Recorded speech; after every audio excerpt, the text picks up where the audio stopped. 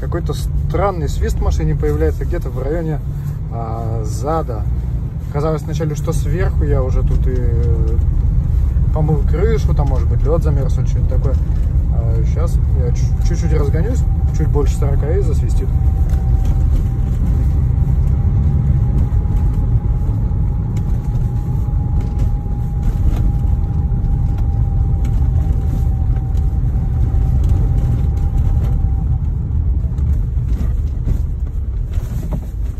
Сейчас меньше 20 км в час, свиста нет. Куча лежачих. Сейчас скрипит у нас. Минус 30.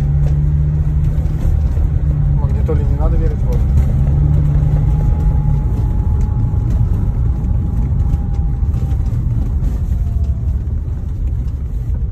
Такое ощущение, что где-то сзади за пассажирским.